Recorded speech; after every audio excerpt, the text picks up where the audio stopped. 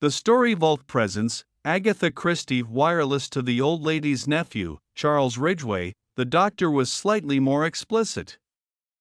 "Do not misunderstand me," he said. "Your aunt may live for years, probably will. At the same time, shock or overexertion might carry her off like that." He snapped his fingers. "She must lead a very quiet life. No exertion. No fatigue. But, of course, she must not be allowed to brood. She must be kept cheerful and the mind well distracted." "Distracted," said Charles Ridgway thoughtfully. Charles was a thoughtful young man. He was also a young man who believed in furthering his own inclinations whenever possible. That evening he suggested the installation of a wireless set. Mrs. Harder, already seriously upset at the thought of the lift, was disturbed and unwilling. Charles was fluent and persuasive. "I do not know that I care for these newfangled things," said Mrs. Harder piteously. "The waves, you know, the electric waves. They might affect me." Charles, in a superior and kindly fashion, pointed out the futility of this idea. Mrs. Harder, whose knowledge of the subject was of the vaguest, but who was tenacious of her own opinion, remained unconvinced. "All that electricity," she murmured timorously. "You may say what you like, Charles, but some people are affected by electricity. I always have a terrible headache before a thunderstorm." "I know that." She nodded her head triumphantly. Charles was a patient young man. He was also persistent. "My dear Aunt Mary," he said, "let me make the thing clear to you." He was something of an authority on the subject. He delivered now quite a lecture on the theme. Warming to his task, he spoke of bright emitter valves, of dull emitter valves, of high frequency and low frequency, of amplification, and of condensers. Mrs. Harder, submerged in a sea of words that she did not understand, surrendered. "Of course, Charles," she murmured. "If you really think, my dear Aunt Mary," said Charles enthusiastically, "it is the very thing for you, to keep you from moping and all that." The lift prescribed by Dr. Mennel was installed shortly afterwards and was very nearly the death of Mrs. Harder, since, like many other old ladies, she had a rooted objection to strange men in the house. She suspected them one and all of having designs on her old silver. After the lift, the wireless set arrived. Mrs. Harder was left to contemplate the, to her, repellent object, a large ungainly-looking box, studded with knobs. It took all Charles's enthusiasm to reconcile her to it. Charles was in his element. He turned knobs, discoursing eloquently the while. Mrs. Harder sat in her high-backed chair, patient and polite, with a rooted conviction in her own mind that these newfangled notions were neither more nor less than unmitigated nuisances. "Listen, Aunt Mary, we are on to Berlin. Isn't that splendid? Can you hear the fellow?" "I can't hear anything except a good deal of buzzing and clicking," said Mrs. Harder. Charles continued to twirl knobs. "Brussels," he announced with enthusiasm. "Is it really?" said Mrs. Harder with no more than a trace of interest. Charles again turned knobs, and an unearthly howl echoed forth into the room. "Now we seem to be on to the dog's home," said Mrs. Harder, who was an old lady with a certain amount of spirit.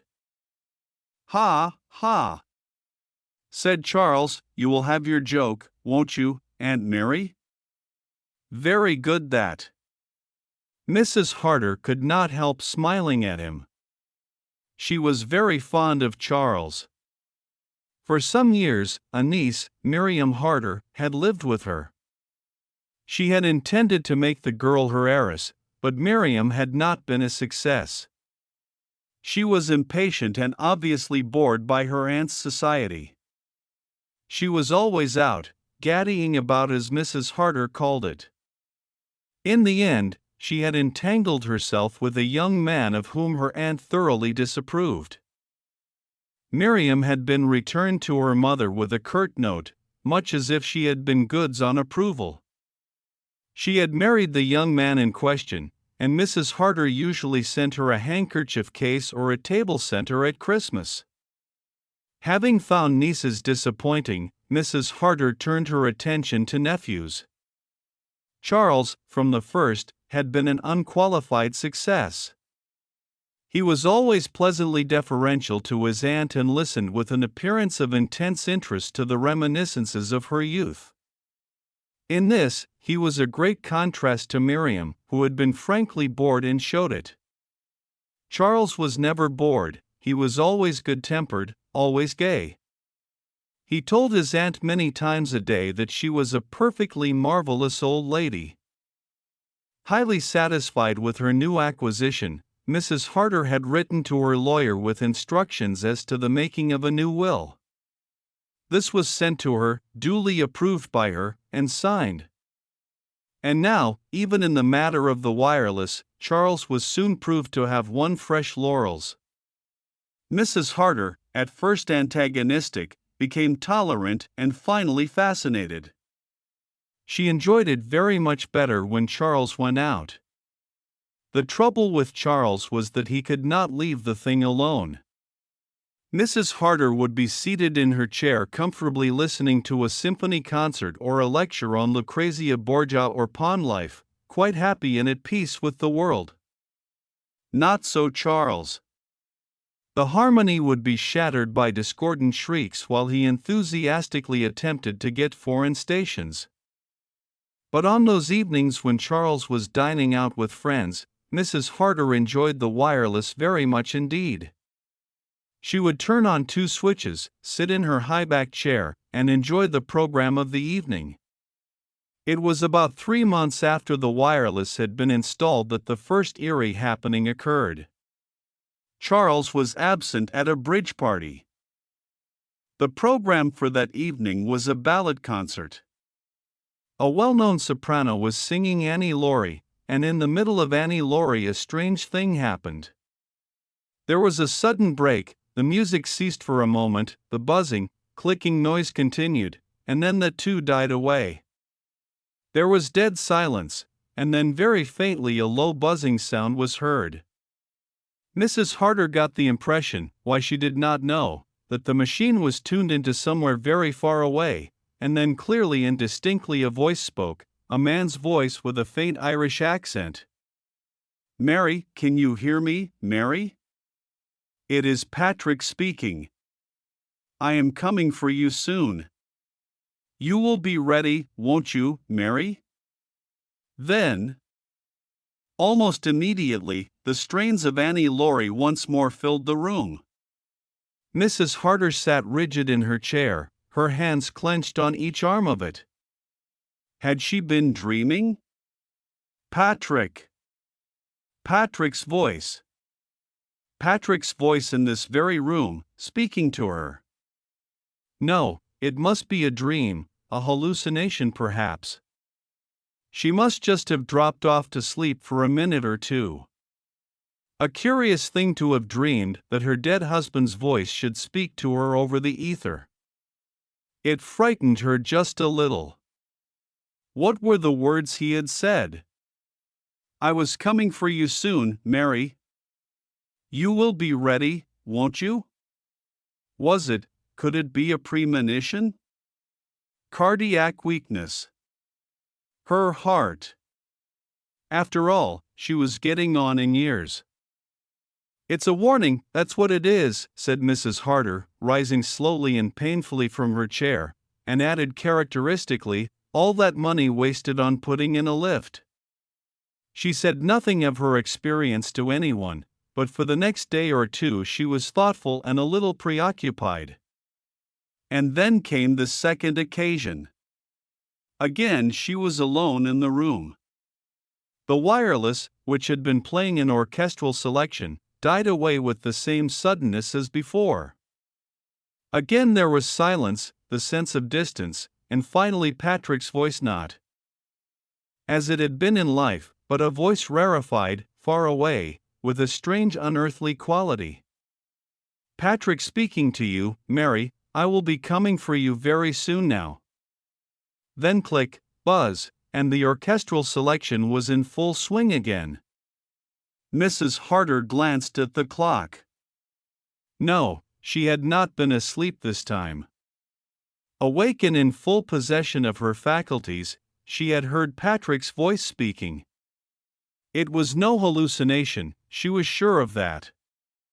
In a confused way she tried to think over all that Charles had explained to her of the theory of ether waves. Could it be Patrick had really spoken to her? That his actual voice had been wafted through space? There were missing wavelengths or something of that kind. She remembered Charles speaking of gaps in the scale. Perhaps the missing waves explained all the so-called psychological phenomena? No, there was nothing inherently impossible in the idea. Patrick had spoken to her. He had availed himself of modern science to prepare her for what must soon be coming. Mrs. Harder rang the bell for her maid, Elizabeth. Elizabeth was a tall, gaunt woman of 60.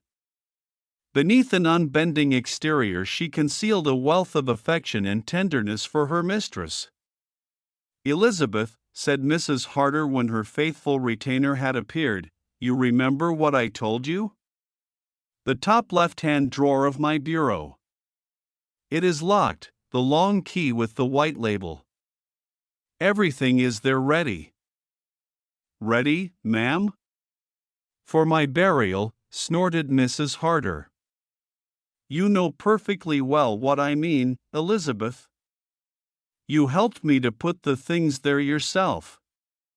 Elizabeth's face began to work strangely. "Oh, ma'am," she wailed, "don't dwell on such things. I thought you was a sight better." "We have all got to go sometime or another," said Mrs. Harder practically. "I am over my 70 years and 10, Elizabeth. There, don't make a fool of yourself. If you must cry, go and cry somewhere else." Elizabeth retired, still sniffing. Mrs. Harder looked after her with a good deal of affection. "Silly old fool, but faithful," she said, "very faithful. Let me see, was it £100 or only 50 I left her? It ought to be 100. She has been with me a long time." The point worried the old lady, and the next day she sat down and wrote to her lawyer asking if he would send her will so that she might look over it. It was that same day that Charles startled her by something he said at lunch. "By the way, Aunt Mary," he said, "who is that funny old josser up in the spare room? The picture over the mantelpiece, I mean. The old Johnny with the beaver and side whiskers?" Mrs. Harder looked at him austerely. "That is your Uncle Patrick as a young man," she said. "Oh, I say, Aunt Mary, I am awfully sorry. I didn't mean to be rude." Mrs. Harder accepted the apology with a dignified bend of the head. Charles went on rather uncertainly, "I just wondered." "You see," he stopped undecidedly, and Mrs. Harder said sharply, "Well? What were you going to say?" "Nothing," said Charles hastily. "Nothing that makes sense, I mean." For the moment, the old lady said nothing more, but later that day, when they were alone together, she returned to the subject. "I wish you would tell me, Charles, what it was that made you ask me about that picture of your uncle." Charles looked embarrassed. "I told you, Aunt Mary. It was nothing but a silly fancy of mine, quite absurd." "Charles," said Mrs. Harder in her most autocratic voice, "I insist upon knowing."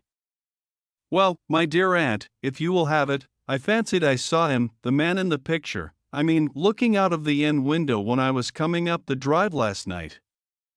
Some effect of the light, I suppose. I wondered who on earth he could be. The face was so early Victorian, if you know what I mean. And then Elizabeth said there was no one, no visitor or stranger in the house. And later in the evening I happened to drift into the spare room, and there was the picture over the mantelpiece. My man to the life. It is quite easily explained, really, I expect. Subconscious and all that. Must have noticed the picture before without realizing that I had noticed it, and then just fancied the face at the window. The end window? Said Mrs. Harder sharply.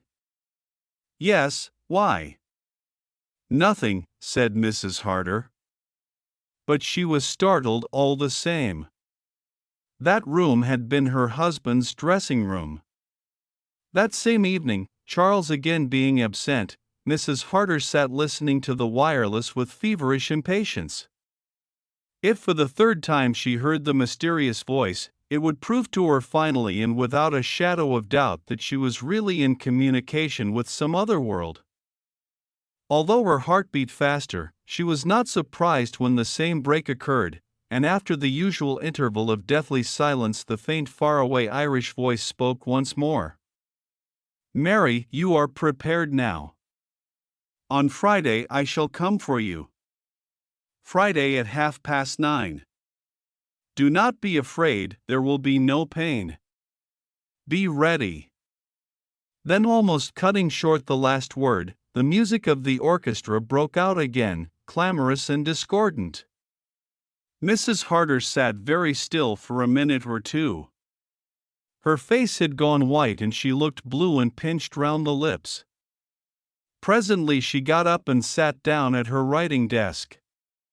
In a somewhat shaky hand she wrote the following lines: Tonight, at 9:15, I have distinctly heard the voice of my dead husband. He told me that he would come for me on Friday night at 9:30. If I should die on that day and at that hour, I should like the facts made known so as to prove beyond question the possibility of communicating with the spirit world. Mary Harder. Mrs. Harder read over what she had written, enclosed it in an envelope and addressed the envelope. Then she rang the bell, which was promptly answered by Elizabeth. Mrs. Harder got up from her desk and gave the note she had just written to the old woman. Elizabeth, she said, if I should die on Friday night, I should like that note given to Dr. Mennel. No, as Elizabeth appeared to be about to protest, do not argue with me. You have often told me you believe in premonitions. I have a premonition now. There is one thing more. I have left you in my will £50. I should like you to have £100. If I am not able to go to the bank myself before I die, Mr. Charles will see to it. As before, Mrs. Harder cut short Elizabeth's tearful protests. In pursuance of her determination, the old lady spoke to her nephew on the subject the following morning. Remember, Charles, that if anything should happen to me, Elizabeth is to have an extra £50. You are very gloomy these days, Aunt Mary, said Charles cheerfully. What is going to happen to you? According to Dr. Mennel, we shall be celebrating your 100th birthday in 20 years or so. Mrs. Harder smiled affectionately at him but did not answer. After a minute or two, she said, What are you doing on Friday evening, Charles? Charles looked a trifle surprised. As a matter of fact, the Ewings asked me to go in and play bridge, but if you would rather I stayed at home, no, said Mrs. Harder with determination. Certainly not. I mean it, Charles. On that night of all nights. I should much rather be alone. Charles looked at her curiously, but Mrs. Harder vouchsafed no further information. She was an old lady of courage and determination. She felt that she must go through with her strange experience single-handed. Friday evening found the house very silent. Mrs. Harder sat as usual in her straight-backed chair drawn up to the fireplace. All her preparations were made. That morning she had been to the bank, had drawn out £50 in notes, and had handed them over to Elizabeth.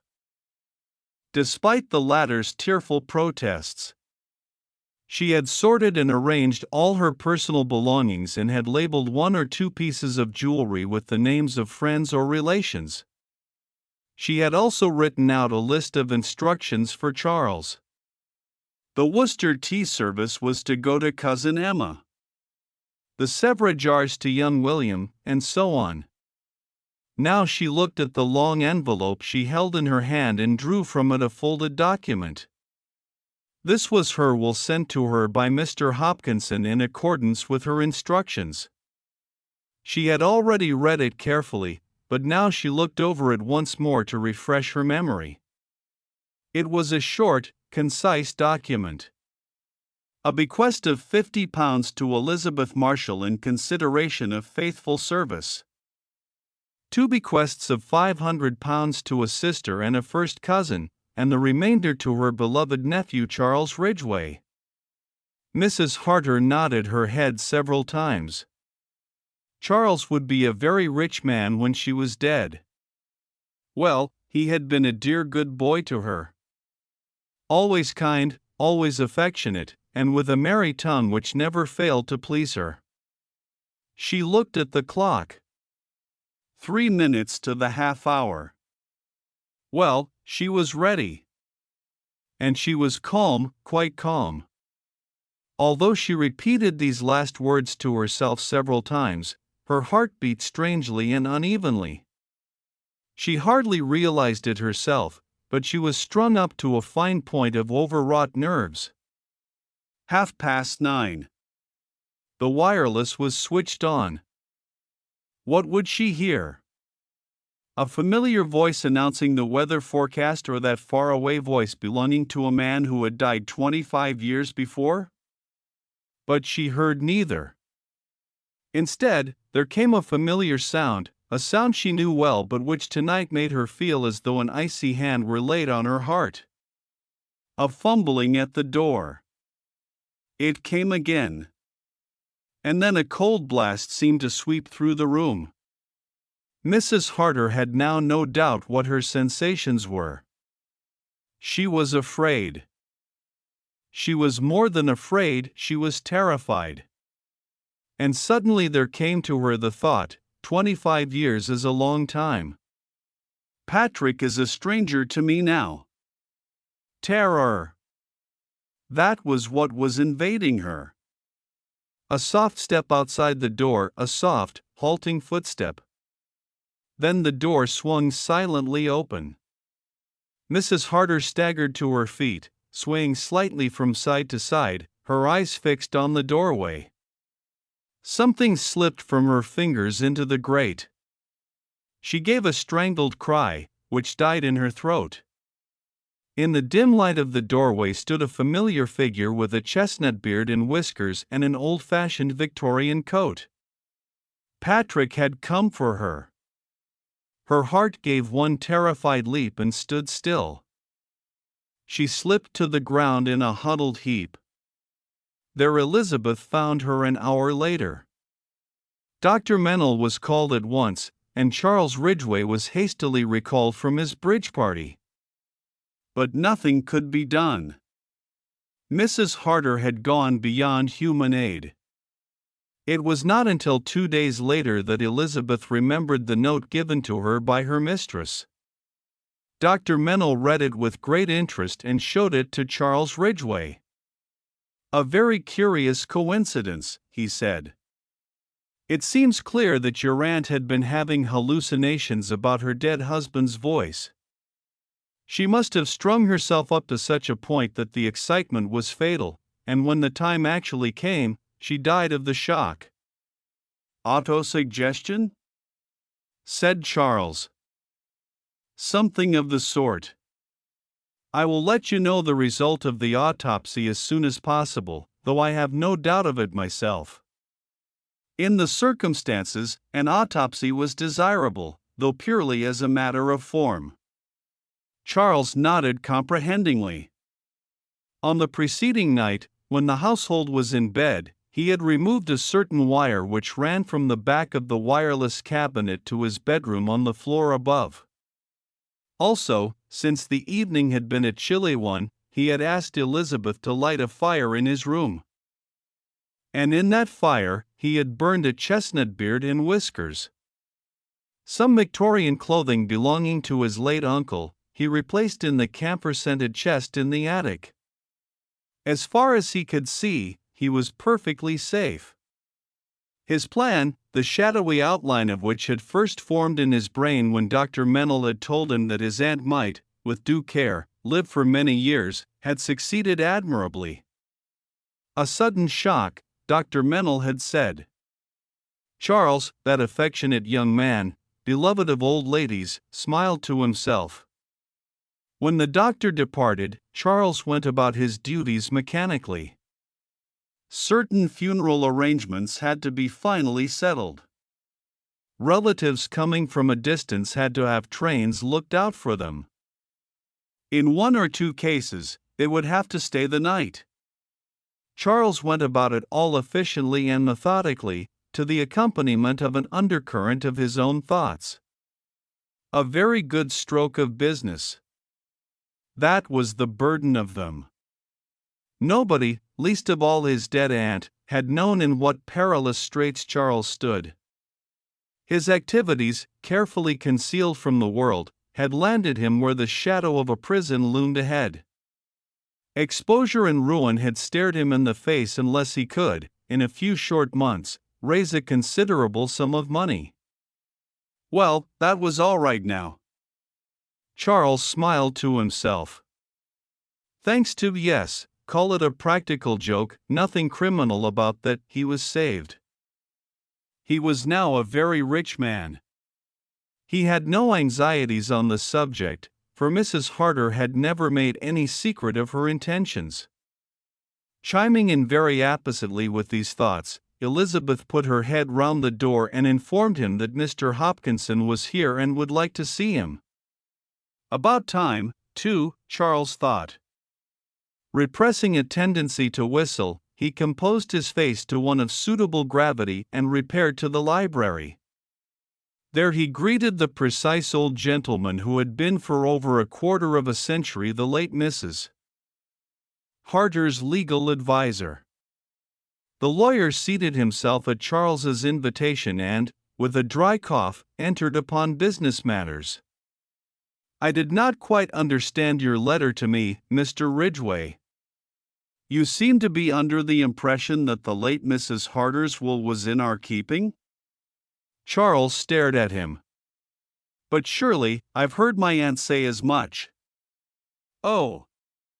Quite so, quite so. It was in our keeping. Was? That is what I said. Mrs. Harder wrote to us, asking that it might be forwarded to her on Tuesday last. An uneasy feeling crept over Charles. He felt a far-off premonition of unpleasantness. Doubtless it will come to light amongst her papers, continued the lawyer smoothly. Charles said nothing. He was afraid to trust his tongue. He had already been through Mrs. Harder's papers pretty thoroughly, well enough to be quite certain that no will was amongst them. In a minute or two, when he had regained control of himself, he said so. His voice sounded unreal to himself, and he had a sensation as of cold water trickling down his back.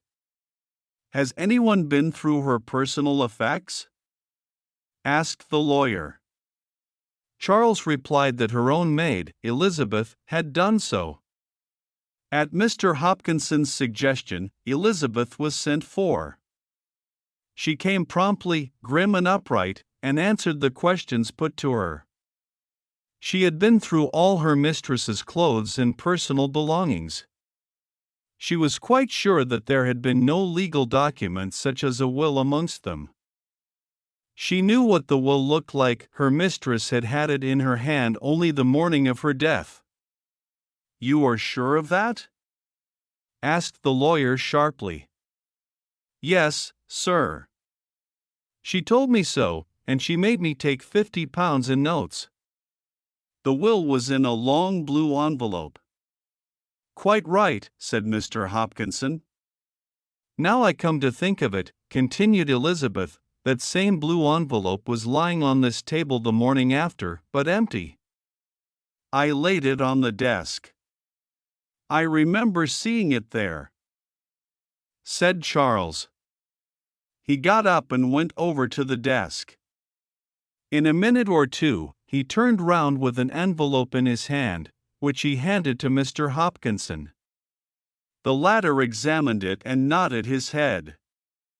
"That is the envelope in which I dispatched the will on Tuesday last." Both men looked hard at Elizabeth. "Is there anything more, sir?" she inquired respectfully. "Not at present, thank you." Elizabeth went towards the door. "1 minute," said the lawyer. "Was there a fire in the grate that evening?" "Yes, sir, there was always a fire." "Thank you, that will do." Elizabeth went out. Charles leaned forward, resting a shaking hand on the table. "What do you think? What are you driving at, Mr. Hopkinson shook his head. "We must still hope the will may turn up. If it does not, well, if it does not? I am afraid there is only one conclusion possible. Your aunt sent for that will in order to destroy it." Not wishing Elizabeth to lose by that, she gave her the amount of her legacy in cash. "But why?" cried Charles wildly. "Why?" Mr. Hopkinson coughed. A dry cough. "You have had no word disagreement with your aunt, Mr. Ridgway?" he murmured. Charles gasped.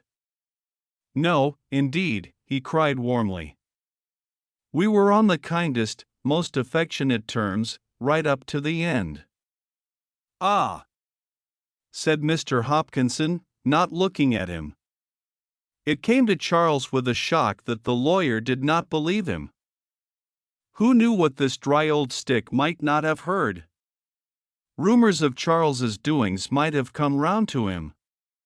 What more natural than that he should suppose that these same rumors had come to Mrs. Harter, and the aunt and nephew should have had an altercation on the subject?